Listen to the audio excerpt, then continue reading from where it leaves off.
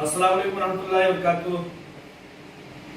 दोस्तों, जैसा कि आप लोग जानते हैं कि आजकल मुल्क में और दुनिया भर में मुल्क के ताल्लुक से क्या कुछ चल रहा है। शुरू में तो बात इस तरह से उठी थी कि भारतीय जनता पार्टी की एक प्रवक्ता तर्जुमान जो है, उन्होंने नबी अकरम सल्लल्लाहु अलैहि वसल्लम की शान में गुस्ताखी करते हुए अपनी बेहूदगी का मुजाहरा किया था। और इसी तरह से भारतीय जनता पार्टी के कुछ कारकुन जो हैं, उन्होंने भी हज़रत मोहम्मद सल्लल्लाहु अलैहि वसल्लम की शान में गुस्ताखी करते हुए इस बात का मुजाहरा किया था कि उन लोगों के पास दलील, सबूत और तालीम के नाम पर कुछ भी नहीं है। चूंकि भारतीय जनता पार्टी, संघ और आरएसएस एक ऐसी जमात है जिसमें अनपढ़, गंवार, बुज़दिल और जाहिलों की जो एक जमात है, जो दूसरे अदियान को गाली देना, दूसरे दीन और धर्म को नीचा दिखाना उनका सेवा है। मैं ये कहना चाहता हूं कि अगर आप अपनी ग्रंथों को, अपनी मजहबी किताब को और अपनी तालीमात को आम करना चाहते हैं तो हकीकत और तथ्य की बुनियाद पर आगे आइए, डिबेट कीजिए और अपनी बातों को दलील के अंदाज में रखिए। मैं कहना चाहता हूं कि अगर आपके अंदर दमखम है, आपके दीन, आपके मजहब और आपके सोच विचार में अगर तालीम है, अगर किसी भी तरह से पुख्तगी है, तो मैं ये बात दावे के साथ कहता हूं कि आपको गाली गलौज की, आपको अभद्र भाषा की और आपको किसी भी तरह से बदतमीजी और बदतहजीबी का सहारा नहीं लेना पड़ेगा। लिहाजा मैं भारतीय जनता पार्टी, उसके तमाम कारकुनान और इसी तरह से आरएसएस के तमाम लोगों से ये अपना मैसेज शेयर करना चाहता हूं कि अगर वाकई में आप लोग तालीम याफ्ता हैं, अगर वाकई में आप अपने धर्म की इज्जत और उसके प्रचार प्रसार का काम करना चाहते हैं, तो सबसे पहले आप दूसरों के मजहब की इज्जत करना सीखें। वरना ये तो उसी तरह की बात होगी कि आप दूसरों की माओ को, दूसरी की बहनों को गाली गलौज दें और ये कहें कि मेरी माँ और बहन पूरी तरह से सही और सलामत और किसी की जुबान दराजी से महफूज रहे। लिहाजा मैं ये कहना चाहता हूं कि मेरा दीन, मेरा धर्म, मजहब इस्लाम ये कहता है कि आप कभी भी किसी के भी मजहब को गलत ना कहें, क्योंकि जब आप गलत कहेंगे, किसी को गाली गलौज देंगे, तो वो उल्टा आपको भी गाली गलौज देगा। इस तरह से साबित ये होता है कि आपने अपने दीन और अपने मजहब को खुद गाली दी, क्योंकि आपने सामने वाले के मजहब को गाली दी, उसने आपके मजहब को गाली दी, तो लिहाजा आपने अपने मजहब को गाली दी। कहने की तो बातें बहुत सारी हैं, कहने को तो बातें ये भी आती हैं कि जब इंसान अपनी जहालत पर उतरता है तो नबी को भी कत्ल कर देता है, और जब अपनी इबादत पर आता है तो गाय और बछड़े को भी माबूद और खुदा बना लेता है। तो अगर ये कहा जाए कि आप लोग इसी जहालत के मुर्तकिब हो रहे हैं, गाय के गोबर और पेशाब को आप लोग शिफा बता रहे हैं, तो किसी न किसी तरह आपकी जहालत का इससे बड़ा सबूत और क्या हो सकता है। लिहाजा मैं इस मामले में किसी भी तरह से पढ़ना नहीं चाहता हूं, मैं खामोशी अख्तियार करता हूं, लेकिन उसी चीज के एहतजाज को जब दबाने की कोशिश की गई भारतीय जनता पार्टी को हुकूमतों के जरिए से, तो उनको बौखलाई हुई सरकारों को, खासकर से मोदी और योगी की सरकार को कुछ नजर नहीं आया। उसने गुस्से में आते हुए लोगों के घरों को बुलडोजर के जरिए से गिराना शुरू कर दिया। बौखलाई हुई हुकूमत का ये तरीकाकार है कि वो आफरीन फातिमा जैसे एक तालिब इल्म से, एक तालिबा से और उसके वालिद, समाजी कारकुन वालिद से इस तरह से खौफजदा होती है, इस तरह से खौफजदा होती है कि उसकी वालिदा के नाम पर जो घर होता है उसको गैर कानूनी बता करके उसको गिरा दिया जाता है। योगी और मोदी सरकार की हुकूमतों को मैं ये कहना चाहता हूं कि आप लोग बे औलाद हैं, आप लोगों के आगे पीछे कुछ नहीं है। आप लोग अपना झोला उठाते हैं और मठों में, मंदिरों में जा करके भीख मांगने का काम करते हैं। मैं कहता हूं कि एक घर बना करके दिखाइए, آپ کو پسینے چھوٹ جائیں گے، آپ کی نسل در نسل کھپ جائے گی، آپ ایک گھر نہیں بنا سکتے۔ ہم مشاہدہ کرتے ہیں، آپ بھی ذرا مشاہدہ کیجئے، بھارتیہ جنتا پارٹی اور RSS اور اس طرح کی شدت پسند تنظیموں کو میں دعوت دینا چاہتا ہوں کہ آپ دعویٰ کیجئے اور آپ اس بات کا غور و خوض کیجئے کہ اگر آپ کے باپ داداؤں نے گھر بنا کر کے آپ کو نہ دے دیا ہوتا تو کیا آپ کی ہستی ہے کہ آپ گھر بنا سکیں؟ نہیں، بالکل نہیں۔ کہتے ہیں، شاعر کہتا ہے کہ وہ ترس نہیں کھاتے بستیاں جلانے میں۔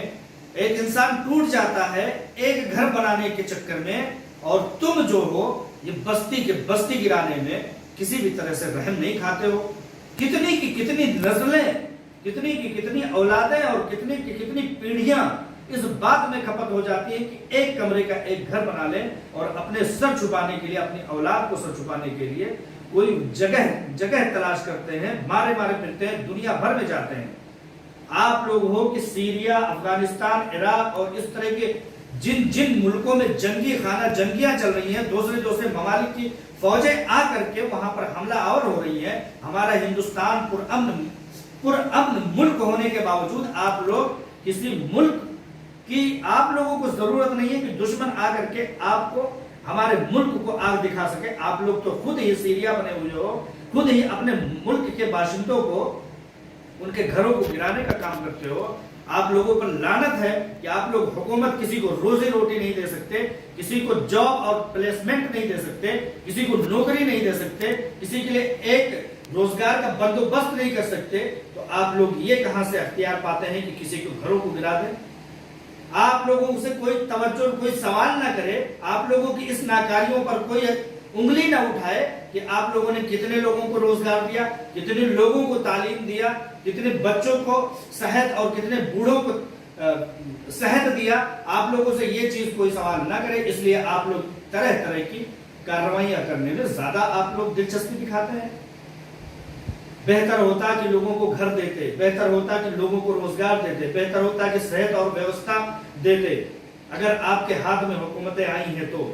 لیکن آپ لوگ جن کی ظالم ہو، جابر ہو، فرعونی طاقت آپ کے ہاتھ میں سمجھتے ہو کہ آ گئی ہے، میں کہتا ہوں کہ یہ زمانہ حکومت بہت دن تک رہنے والی نہیں ہے۔ آپ لوگ اپنے جبر و ظلم کو اس طرح سے رکھو کہ کم از کم جب تم مر جاؤ تو کم از کم یہ کوئی نہ کہے کہ تم بہت بڑے ظالم تھے۔ جانے کے بعد تم تاریخ پلٹ کر کے دیکھو، جن لوگوں نے ظلم و جبر کیا ہے ان لوگوں کو تاریخ آج برے القاب اور برے ناموں سے پکارتی ہے، جانتی ہے۔ تم لوگ بھی جب مر جاؤ گے تو اتحاد تمہارے باپ داداؤں کے ہاتھ سے لکھی جانے والی چیز نہیں ہے۔ تم لوگ کیا سمجھتے ہو، ڈیبیٹ میں بول دیے، فلمیں بنا لی تو اتحاد مٹ جائے گا؟ لیکن لہٰذا میں آپ لوگوں کو بتا دوں کہ تاریخ لکھنے والا کسی اپنے گھر کے کونے میں، گوشے میں وہ لکھ رہا ہوگا اور یہ بتا رہا ہوگا کہ مودی یوگی کی سرکار، بھارتیہ جنتا پارٹی اور RSS کی سرپرستی والی سرکاریں جو ہے وہ لوگوں کے گھروں کو گرانے میں، لوگوں پر ظلم کرنے میں، لوگوں پر جبر کرنے میں زیادہ سے زیادہ یقین رکھتے ہیں۔ یہ چیز کہیں نہ کہیں لکھ جا رہی ہوگی۔ آپ یاد کیجئے اٹل بہاری واجپئی کو، اٹل بہاری واجپئی نے یہ شرط کہے تھے کہ حکومتیں تو آتی جاتی رہیں گی، لیکن اگر یاد کیا جائے گا تو صرف اور صرف یاد کیا جائے گا تمہاری کرتوتوں کو، تمہاری کارستانیوں کو۔ لہٰذا تم لوگ تو بے اولاد ہو، تم لوگوں کے آگے پیچھے تو کوئی نہیں ہے، لہٰذا تم لوگ یہ نہیں سمجھ سکتے کہ گھر کے خرچ کیا ہے، کچن کے ضروریات کیا ہیں، ایک بچے کی تعلیم کی ضروریات کیا ہیں، ایک بزرگوار کی صحت و تندرستی کی ضروریات کیا ہیں، تم لوگ نہیں سمجھ سکتے، اس لیے تم لوگ بہتر حکومت نہیں چلا سکتے۔ لہٰذا میں اس بات پر اب اپنی کمیونٹی کے ساتھ، اس کمیونٹی کے ساتھ جو اقلیت میں ہے، ان سے یہ توجہ دیتے ہوئے میں کہنا چاہوں گا کہ احتجاج ایک حد میں کیجیے، احتجاج اس طرح سے کیجئے کہ آپ کا جانی نقصان نہ ہو۔ احتجاج آپ اگر نبی اکرم صلی اللہ علیہ وسلم کی شان میں گستاخی کے خلاف کرنا ہے تو آپ ان کی تعلیمات کو عام کر کے آپ احتجاج کیجئے۔ جب کوئی انگلی اٹھائے آپ کے دین پر تو آپ اپنے دین کو لے کر کے باہر آ جائیے۔ میں نے دیکھا ابھی پچھلے دنوں رمضان کا دن تھا، افریقہ کی ملکوں میں جب رمضان آیا تو جب ہم لوگ موبائل چلا کر کے اپنے وقت گزاری کر رہے تھے، ریل پر ریل دیکھے جا رہے تھے، उस वक्त अफ्रीका के नौजवानों ने, बहन और बेटियों ने जाकर के चौराहों पर और सड़कों पर कुरान लेकर के पढ़ना शुरू किया था। मैं कहता हूं कि अपना ट्रेंड बदलिए। सड़क पर निकल करके मुल्क का ही नुकसान हम करेंगे, सड़क पर निकल करके पत्थरबाजी करके अपने खिलाफ नफरत को और भी भड़काएंगे।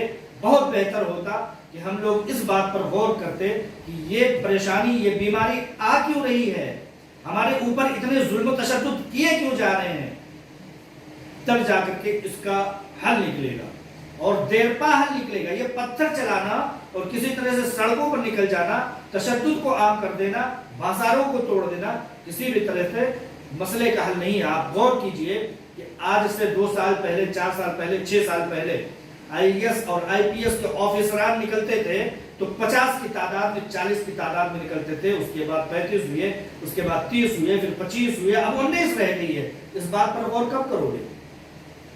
जब हमारी कम्युनिटी से निकलने वाला तालीम याफ्ता आईएएस आईपीएस ऑफिसर जब ओहदों पर विराजमान होगा तो इंसाफ करेगा। इस तरह के वाकयात पर इंसाफ से काम लेते हुए मुल्क में किसी तरह की भी नागहानी हालात को आने देने से बचाएगा।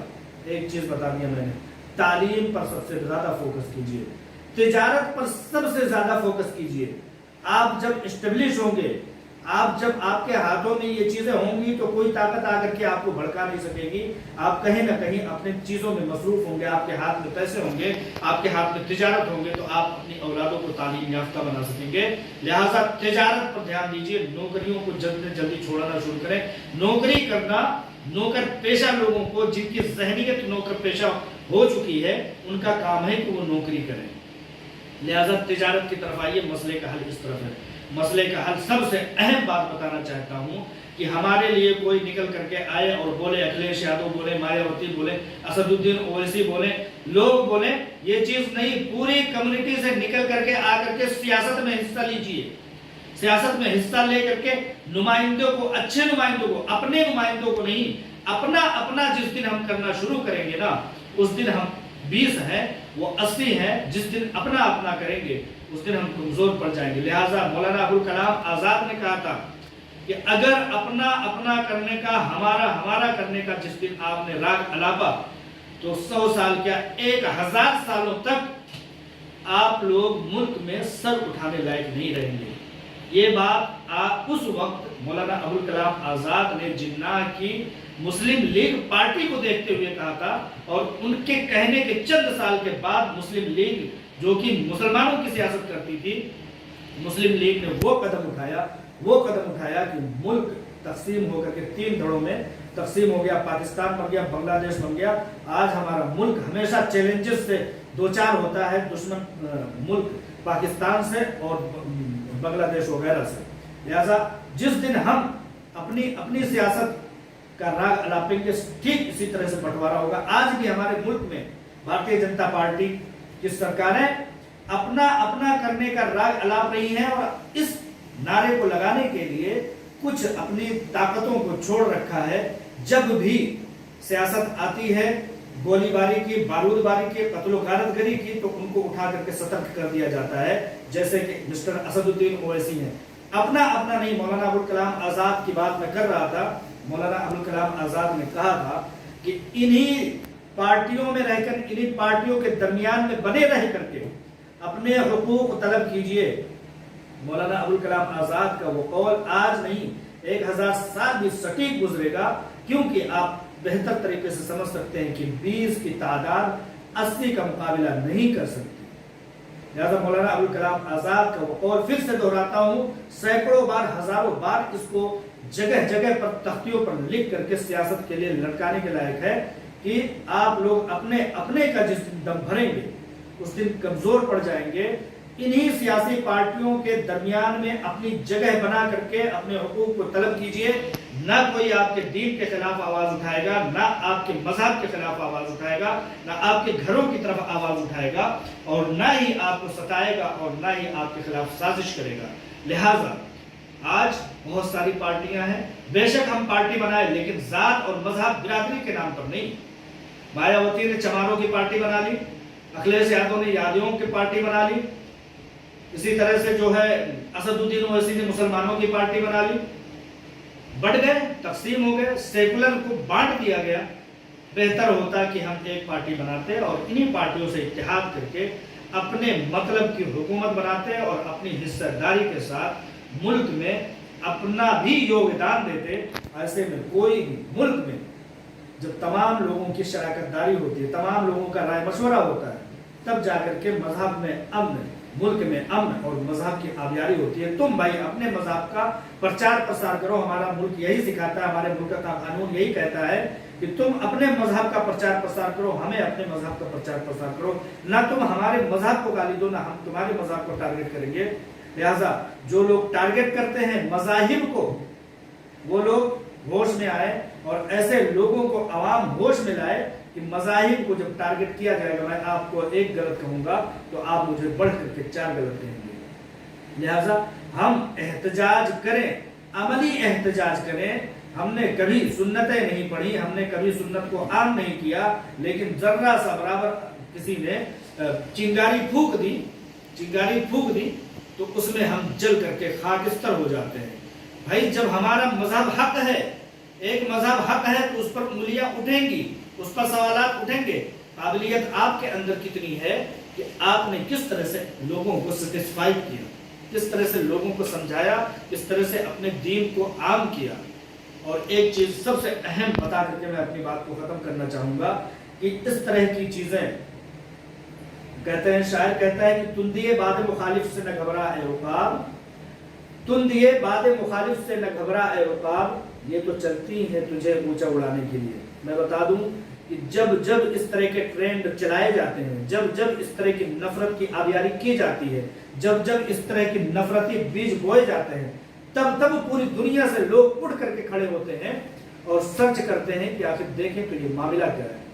اللہ بتاتا ہوں کہ اس نفرتی بھری باتوں سے اتنا پوزیٹو انداز نکلتا ہے، اتنا پوزیٹو اثر نکلتا ہے کہ لوگ کہتے ہیں کہ آخر معاملہ کیا ہے، ماجرا کیا ہے۔ جب سرچ کرنے نکلتے ہیں تو وہ حقیقت حال تک پہنچتے ہیں اور ان کو پتہ لگ جاتا ہے کہ اگر کوئی دین ہے، اگر کوئی مذہب ہے، اگر کوئی امن کا مذہب ہے، اگر کوئی سکون اور پیس کا مذہب ہے، اگر کوئی اچھی تعلیم دیتا ہے تو مذہب اسلام دیتا ہے۔ لہٰذا اس طرح کی چیزوں سے گھبرایا نہیں کرتے ہیں۔ بس بہت کم چیزوں کا یقین رکھیے کہ جتنے جلدی آپ خود کو روزگار سے جوڑ لیں گے، تجارتوں سے جوڑ لیں گے، سیاست سے جوڑ لیں گے اور اسی طرح سے تعلیم سے جوڑ لیں گے، اتنے جلدی مسائل کا حل ہو جائے گا۔ اور بتا دوں کہ جتنے دیر سے آپ جاگیں گے اتنے ہی زیادہ آپ کو قربانیاں دینی پڑیں گی۔ لہذا انہی باتوں کے ساتھ میں آپ کی دانش مندی، آپ کی ہوش مندی اور عقل مندی پر اپنی باتوں کو رکھتے ہوئے اپنی بات کو ختم کرتا ہوں۔ السلام علیکم ورحمۃ اللہ وبرکاتہ۔